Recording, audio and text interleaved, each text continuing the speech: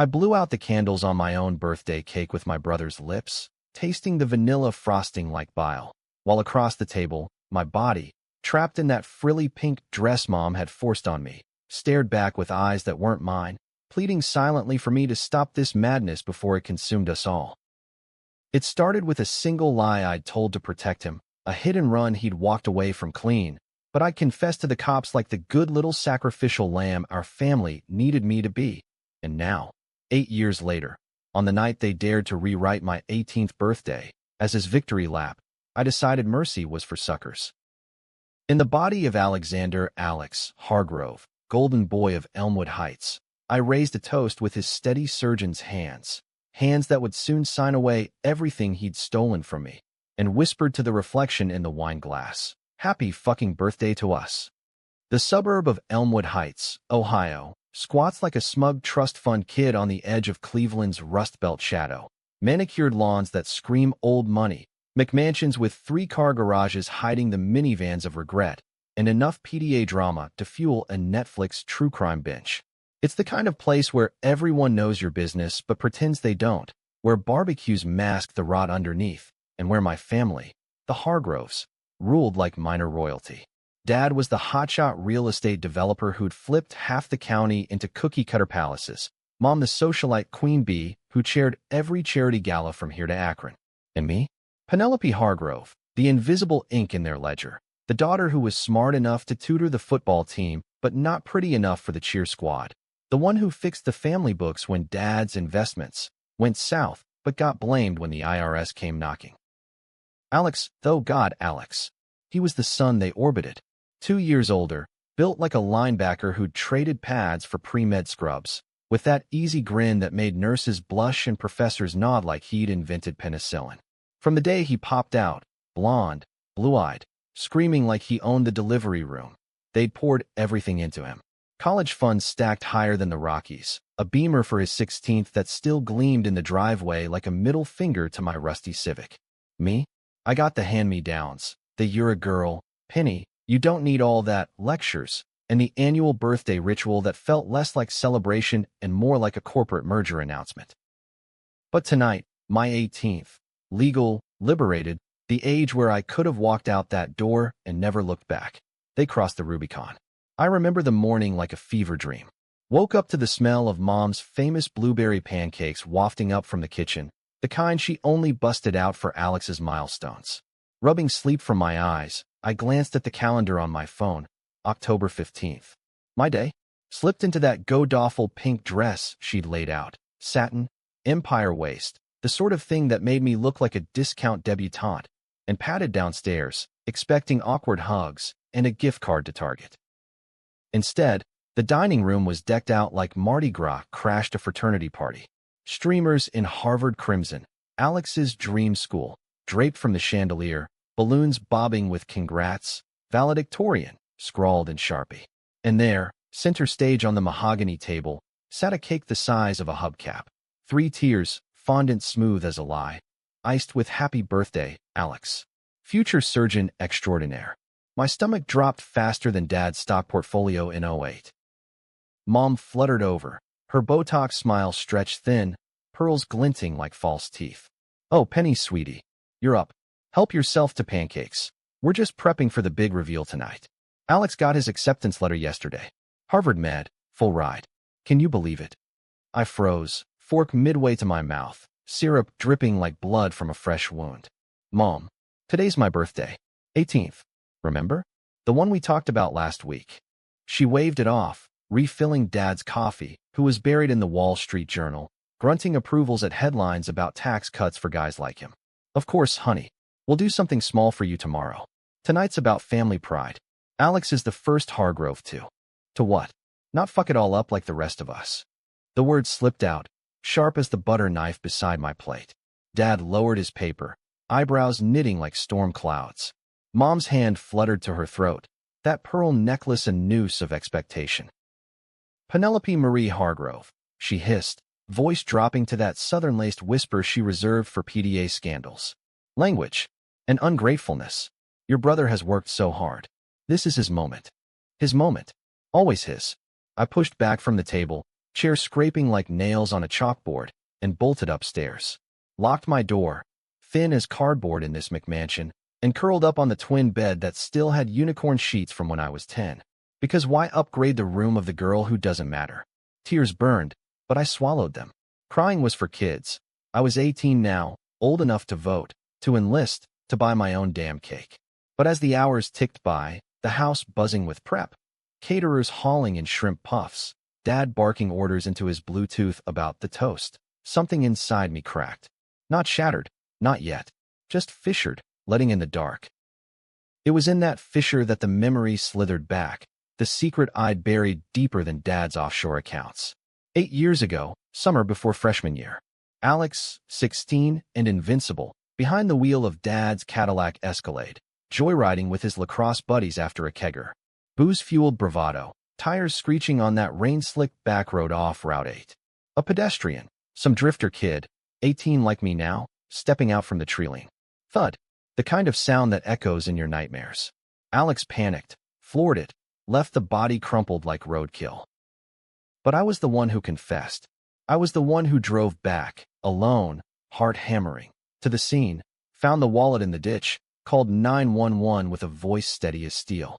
I hit him. It was an accident. Cops bought it.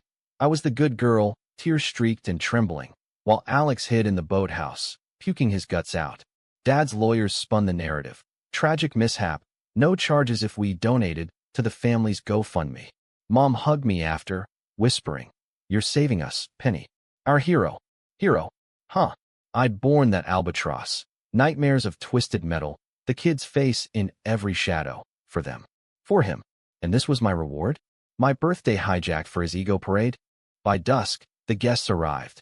Neighbors in khakis and cocktail dresses.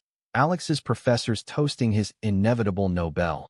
Even the mayor, schmoozing Dad for re-election bucks. I hovered on the fringes, a ghost in pink, forcing smiles as they cooed over the cake. Alex held court, arm around some sorority girl named Brittany, his laugh booming like thunder. When they wheeled out the dessert, candles flickering like accusatory eyes, Mom handed him the knife. "Make a wish, son. For all of us." That's when I snapped. Not loud, not dramatic. Quiet, like a fuse burning to the powder keg. I'd spent the afternoon in the attic, rifling through Dad's hobby boxes, the ones labeled vintage tech that hid his midlife crisis gadgets. There, buried under dusty VCRs, was the prototype, a sleek black device, no bigger than a TV remote, etched with Neuralink Beta, confidential. Dad's side hustle with some Silicon Valley quack, a neural interface for enhanced empathy training. He'd bragged about it once, drunk on scotch, swaps perspectives, Penny. Makes you walk in the other guy's shoes. Revolutionary for negotiations.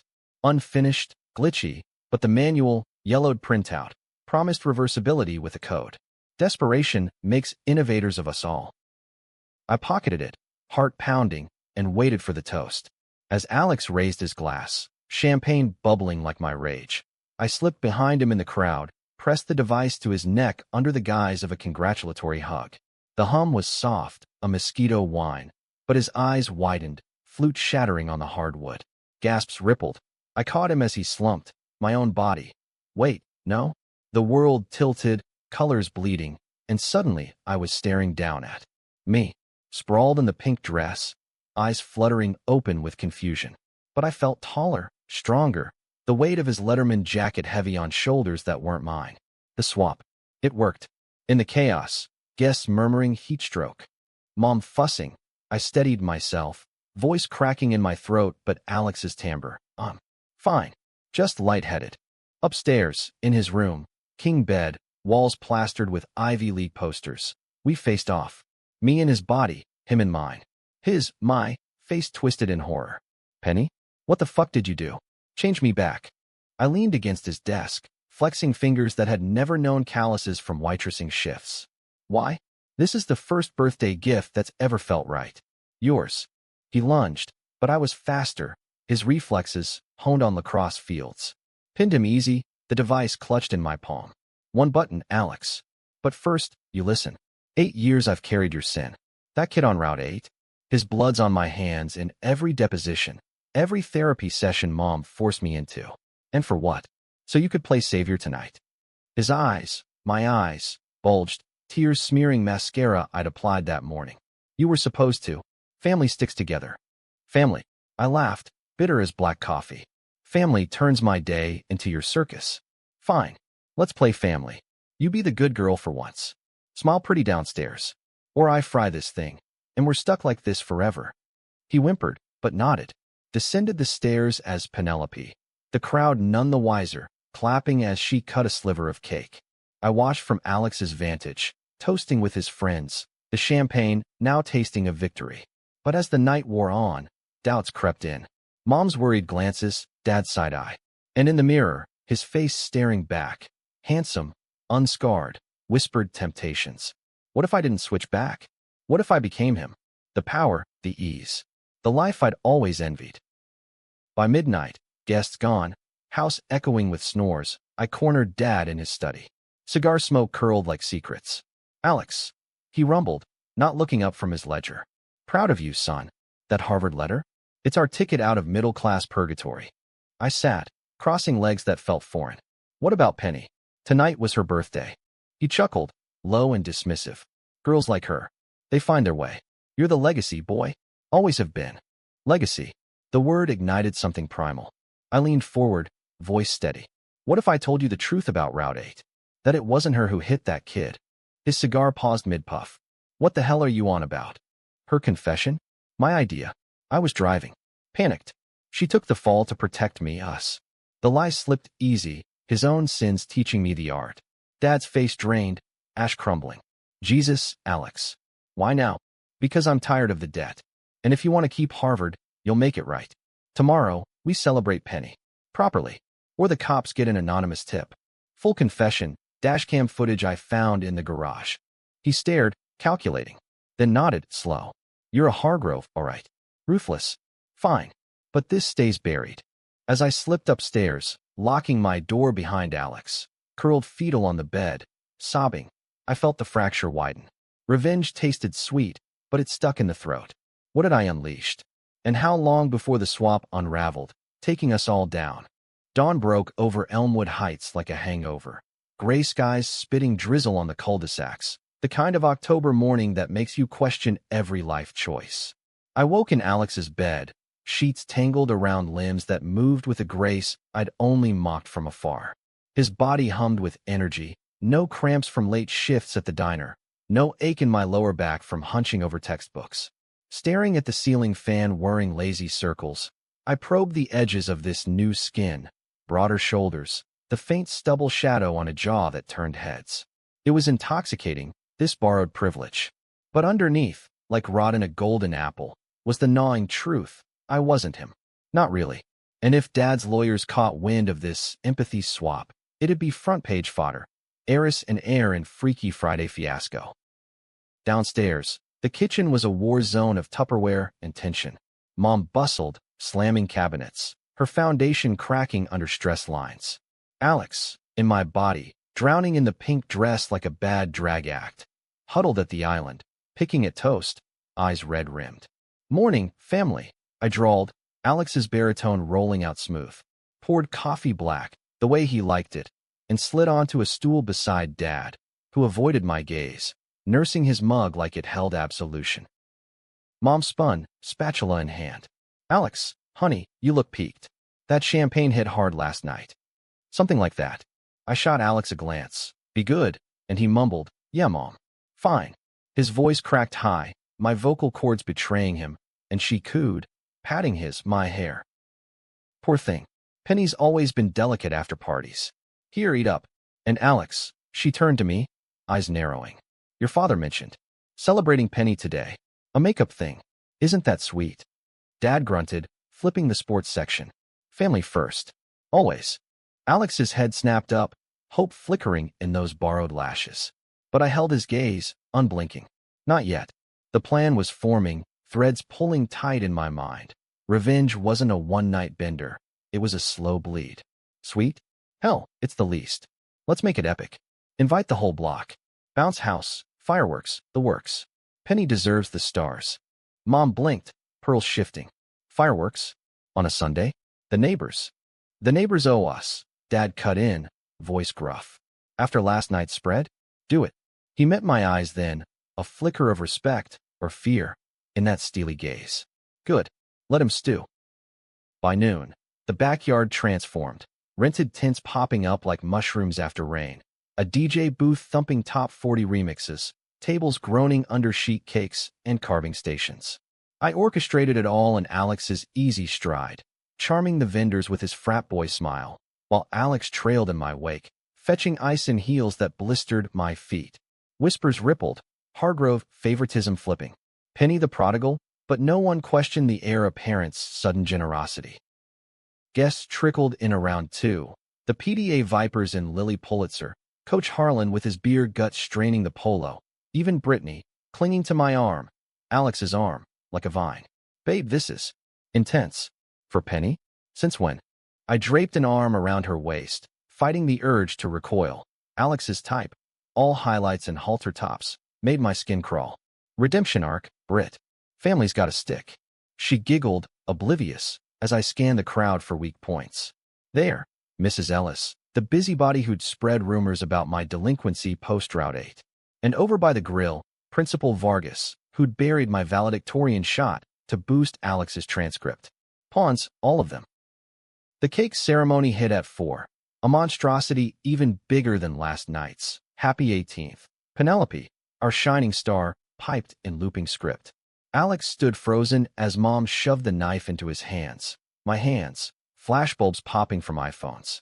Make a wish, sweetie, she trilled, and he glanced at me, pleading. I nodded, subtle. Wish for freedom, brother. Or damnation. He blew, smoke curling prophetic, and the cheers erupted. But as the applause died, I clinked a fork on my glass. Alex's signal for attention, honed from Dad's boardroom tales. Folks, I boomed, heart jackhammering under his ribs. Before we dig in, a toast to Penny. Not just today, but always. The one who holds us together. Murmurs. Eyes on me. See, 8 years back, there was this accident. Route 8, rainy night. A kid lost his life. Tragic, senseless. Gasps rippled. Mom paled. Dad's cigar ash flaking forgotten. Alex froze, cake forgotten. Everyone thinks Penny was driving. She confessed, took the heat. But truth? It was me. The yard went pin-drop silent, drizzle pattering like judgment. Brittany's hand slipped from mine. Coach's jaw slackened. Alex what? Mom choked, but I barreled on, voice cracking just right. His vulnerability, my steel. I panicked, floored it. Penny covered for me because that's who she is. The fixer, the shield. Carried that guilt, the stares, the shrinks. For family. I locked eyes with Dad, who looked like he'd swallowed glass. And we let her. Poured the glory on me instead. Harvard? That's her brains in the applications, her essays ghosted. This favoritism? It's bullshit. Toxic. So here's to Penny, demanding her due. And to us, learning late what real legacy looks like. Applause was polite thunder, but the undercurrent hummed. Scandal, sympathy, schadenfreude. Mrs. Ellis cornered Mom by the punch bowl, hissing condolences that cut deeper than knives. Principal Vargas slunk off, phone in hand. Resignation letter brewing? Alex, cake smeared on my dress, stared daggers. But underneath, gratitude warred with fury. Good. Let it fester. As dusk fell, fireworks cracked the sky, reds and blues blooming like bruises. I pulled him aside, behind the gazebo. The Neuralink buzzed in my pocket, thumb hovering over the reverse code. Your move was solid, he muttered, voice hoarse. They bought it. Dad spooked. Our move. I corrected, holding out the device. Switch back. He hesitated, eyes, my eyes, tracing the crowd. Mom laughing too loud with the mayor, Dad chain smoking by the fire pit. What if? I don't. This body, your body, it's free. No expectations. I could leave, start over. The words landed like a gut punch. Betrayal, round 2, from the victim? You'd abandon me in your mess? The lies I just spun. It's not lying if it's closer to truth. He snatched the device, fingers trembling. You wanted equality? Fine. But equality means choices. I choose out. Before I could lunge, he mashed the button. The hum, the tilt, and suddenly I was small again. Back in my skin, dress chafing, blisters throbbing. He towered, flexing in the pink. No, wait, the swap held? Glitch. The manual's warning flashed. Incomplete reversal under duress may bind echoes. Panic clawed. Alex, what did you? Call it karma, sis. He grinned, my old grin, and melted into the party. But as he passed Dad, who clapped his shoulder with forced joviality, I saw it. The fracture in him, too. Eyes darting, laugh brittle. The truth I'd weaponized lingered, a poison pill. Night deepened, guests thinning, and I slipped to the attic, Neuralink dead in my palm. Echoes. What the hell did that mean? Downstairs, Alex bantered in my voice, but his mannerisms, my tics, my slouch, bled through. And in the mirror, my reflection winked with his smirk. The swap wasn't over. It was evolving. Us bleeding into each other. By bedtime, the house reeked of wet confetti and regret. Mom cornered me in the hall, wine glass trembling. Penny, that speech. Alex's speech. What was that about? The accident. I feigned exhaustion. The lie is second skin now. Family secrets, Mom. Time to air them. She blanched, retreating. Dad. He wired the funds that night. My college account, bloated overnight. Small victory. But as I lay in my unicorn bed, listening to Alex pace his room, doubt gnawed. Had I ended the favoritism, or just reshuffled the deck? And if the echoes bound us, whose sins would I bear next? The next week blurred into a tense truce. Alex played me to perfection, skipping shifts, charming teachers with my wit twisted his way, while I inhabited his world. Lectures at community college pre-med track, lacrosse practice where teammates ribbed Alex for going soft. Harvard deferred his spot, personal reasons, the letter citing family recalibration. Dad's doing, no doubt. Mom hosted girls' nights that felt like interrogations, probing for cracks in the facade. But the echoes intensified. Flashes, his memories bleeding into mine. The thrill of that fatal wheel grip, the drifter's scream echoing in dreams that weren't nightmares yet. I'd wake gasping in his bed, tasting his guilt. And him?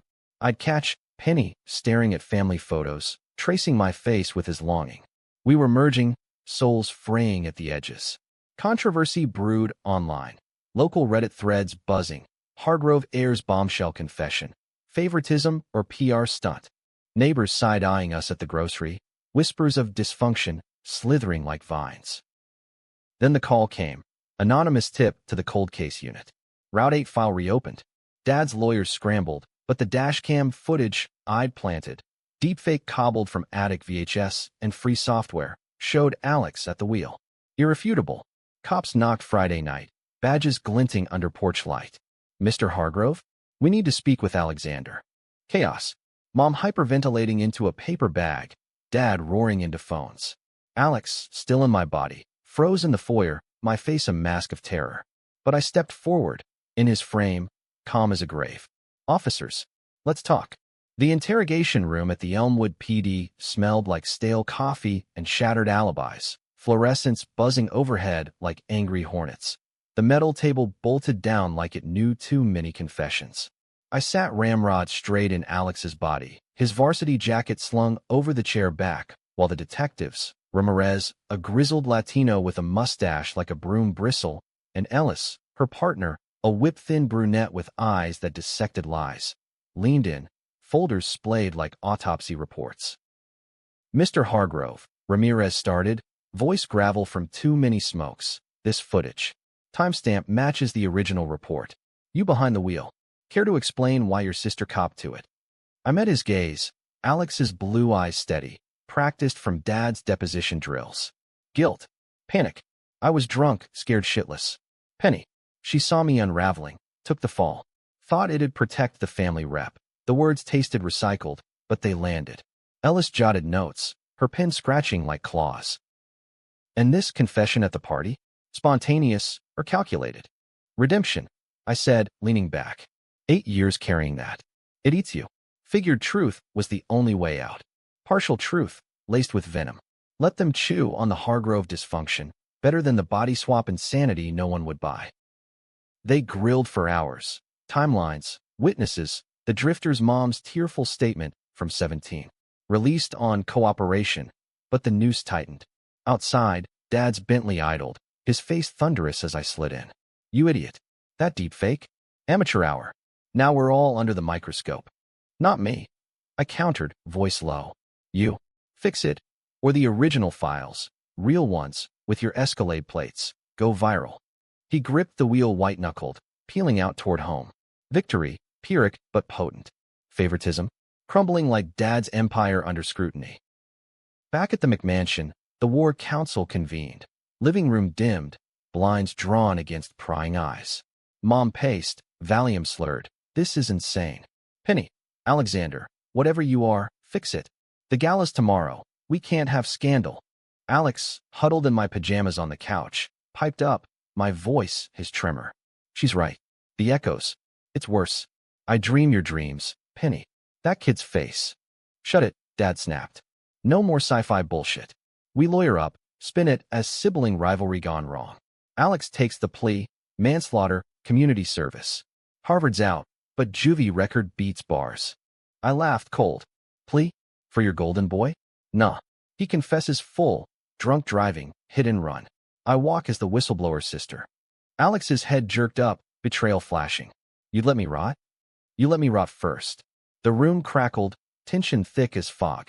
Mom collapsed into an armchair, sobbing. What happened to us? We were perfect. Perfect lie, I spat. Built on my back. The gala that night, Elmwood Charity Ball, black ties and ball gowns at the country club, was the powder keg. I arrived as Alex, tux crisp, arm linked with Brittany, who'd thawed after the hero narrative, while Penny trailed in a thrift store gown, heels wobbling. Whispers swarmed. The confession clip viral on TikTok. Hargrove hashtag trending family feud. Mayor glad-handed Dad awkwardly. Donors side-eyed the bar tab. Midway through the auction, Dad bidding big on a vintage Porsche to salvage face. I cornered the real power. Harlan, the coach turned city council hopeful, who'd greased Alex's grades for lacrosse scouts. Coach, I murmured over scotch, that transcript fudge? Coming to light soon. Unless you push the zoning vote Dad's way. Elmwood expansion. His face modeled. Blackmail? From you. Empathy lesson. I clinked glasses, walking away to applause for the next lot. A family portrait session, ironic as hell. But the climax brewed in the powder room. Alex cornered me, my body, his rage, hissing through the stall door. This ends now. I smashed the Neuralink. No reversal. Panic spiked. What? The echoes. Will fade. But my hands shook, nails bit into stubs. Or maybe they won't. Point is, you're stuck playing me. Enjoy the crown, sis. It's thornier than you think. I grabbed his wrist, my wrist, bruising. Thorns? Try chains. Your life's a script, Dad's puppet, Mom's trophy. I shatter it. You rebuild as me, free, anonymous. He wrenched free, eyes wild. Free? Your life's drudgery. Shifts, solitude. I'd kill for that piece. Kill. The word hung, Route 8 flashing. Before I could retort, the door banged. Brittany, tipsy and teary. Alex? Penny's freaking out in the hall. Something about dreams. We burst out, found me slumped against velvet wallpaper, guests milling oblivious. Alex, no, I muttered feverish. The swap. It's binding. I feel her anger. His guilt. Guests paused, phones out. Scandal ignition. I hauled him up, hissing, snap out. But as I did, a jolt, electric, visceral, ripped through. Visions collided. His lacrosse glory laced with my study marathons, my diner grease with his ER rotations. Echoes merging, identities blurring. Who was who? The night devolved. Dad dragging us to the limo, Mom trailing hysterics. Hospital. Overdose. Breakdown. But I knew. The devices glitch, souls tangling like kudzu. At the ER, docs poked and prodded, chalking it acute stress disorder, familial. Released with scripts for Zoloft and family therapy. Home, barricaded in rooms, the real battle waged. Alex texted from my phone, we end this. Confess everything, swap, sins. Clean slate. I replied, fingers flying on his. And jail for fraud? Assault? Nah, I finish it my way. Dawn brought the twist, a knock, cops again, this time with warrants. The drifter's mom, empowered by my viral truth, had sued. Civil, but damning. Hargrove assets frozen pending trial. Dad apoplectic, lawyering up triple time. But in the melee, a file slipped. Lab report on the accident blood work. Alex's talk screen, clean. Mine? Wait, no. The confession had me dosed, but records showed otherwise. Wait, the blood on the scene? Not mine. A match too. The drifter? No, deeper. Dad's DNA trace, from a cigar stub at the site. The hit? Not joyride. Insurance scam. Dad staged it, using us as cover. Alex driving, me confessing, payout buried in offshore. Betrayal inverted. Not sibling sin, but paternal. The powerful one, cunning as a fox in pinstripes. I confronted him in the study, dawn light, slanting accusatory. You killed that kid. For cash. He didn't flinch. Desperate times, son, penny. Market crash. Had to protect the legacy. Legacy of lies. Rage boiled, but calculation won. Confess, or I leak it all. Including the swap, your prototype. His eyes widened. The Neuralink? How? Echoes Dad. I know everything now. Bluff, half true, the merge spilling secrets like wine. He crumbled, penning the note. Suicide apology, full admission. Tucked in my purse as I fled to the attic. Alex trailing. Bodies aligned now. Swap fading with the device's demise? Or will? We burned it together, flames licking confidential stamps. Truce, he asked, my face softening to his regret. Truce. But as sirens wailed, Dad's suicide staged, cops swarming, I wondered, whose hand penned the note? Mine in his skin? Or ours merged? The aftermath hit Elmwood like a nor'easter. Headlines screaming, real estate mogul's dark secret. Hit-and-run cover-up ends in tragedy. Paparazzi swarming the McMansion like locusts on a picnic. Dad's body, staged in the study. Pill bottle artfully spilled. Note pinned like a scarlet letter. Drew the crowds. News vans clogging the cul-de-sac. Neighbors rubbernecking from behind, support the Hargroves, signs they'd printed overnight for the optics. Mom, zonked on tranks, floated through it like a ghost in Chanel, fielding condolences with numb nods. Such a good man, she'd murmur, while Alex and I exchanged glances heavy with the weight of what we'd wrought. The swap's echoes lingered, fainter now, flashes of his bravado in my laugh, my grit in his slouch. But the merge held just enough to blur blame. Who'd typed the final draft of that confession, fingers flying in the pre-dawn gloom? Me, channeling his entitlement to forge Dad's despair? Him, borrowing my precision to the eyes? We'd agreed. Joint authorship, shared sin. No more scapegoats. The cops bought the suicide, toxicology clean, psych eval citing guilt overload from the reopened case, but whispers persisted.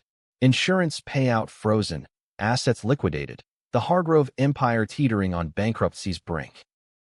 Funeral was a circus. Open casket in the Methodist hall, Dad looking almost peaceful under the makeup, lilies masking the chemical tang. Brittany dumped Alex via text. Too much drama, babe. And the mayor skipped, citing scheduling. I stood graveside in black crepe, Alex beside in my old sundress tailored hasty, our hands brushing accidental. Solidarity, or something stickier? The drifter's mom approached post-burial, face etched with grief, thawed to grace. Your truth. It gave him justice. Thank you. I nodded, throat tight, his voice still rumbling low. No thanks needed. Just. Sorry. She hugged us both, awkward and absolving, before vanishing into the crowd. Catharsis? Or just another layer of debt?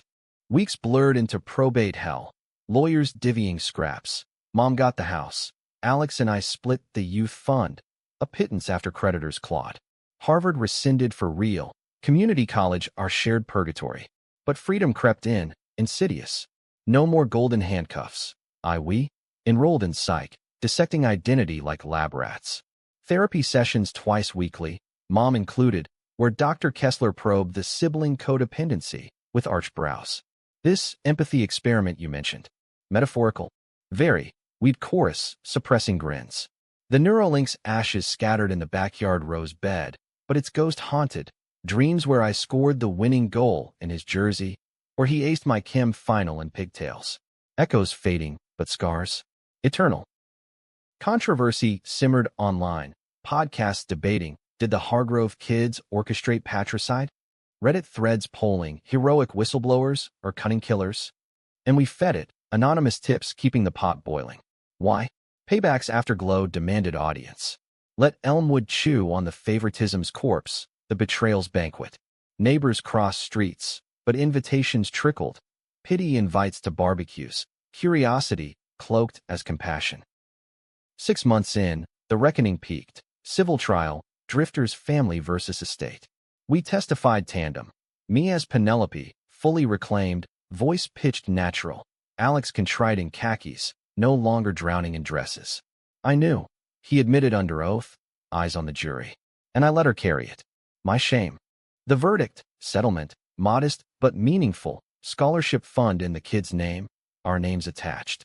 Mom sold the house, decamping to a condo in Florida, to heal. Left us the civic, rusted relic, but ours. We split rent on a walk-up near campus, diner shifts tag-teamed, lacrosse games attended ironic. But the twist lingered, festering. One night, rain lashing windows like judgment, Alex confessed over ramen. The note? I wrote it. Alone. You were crashed out after the gala. I froze, chopsticks midway. What? We. Echoes lied. I felt your rage. Yeah, but the plan? Mine. Dad cornered me in the hall, post-cops. You'll take the fall again, boy. For the family. His face, fully his now, twisted. I snapped. Slipped the pills in his scotch, typed the goodbye. You just amplified it. Betrayal reversed, again. Not my revenge, but his, mirrored, magnified through the merge. I laughed hollow. So I was the echo? The puppet? Partner, he insisted. Without you, I'd have crumbled. The speech, the deep fake, that was your fire. We sat in silence, rain drumming requiem. Happy ending? Hardly. Mom called weekly, slurred invites to reunite. But we demurred. Too raw, too real. Elmwood faded in the rear view. Cleveland's grit, our new canvas. Dive bars with philosophy majors. Open mics where I spat poetry on fractured selves. Alex dated a barista named Jordan, non-binary and unflinching. I flirted with a TA, her cynicism matching mine. Normalcy, fractured but functional. Yet in quiet moments, driving Route 8 at dusk, shadows lengthening, I'd feel it. The pull, the what if. If the swap held permanent, who'd bear the final sin? Dad's ghost whispered accusations. The drifter's mom sent holiday cards with forgiven, scrawled. Debatable justice. We'd toppled the tyrant, but at what cost? Family bonds severed, identities scarred. A town forever whispering, those Hargrove kids. Last hook.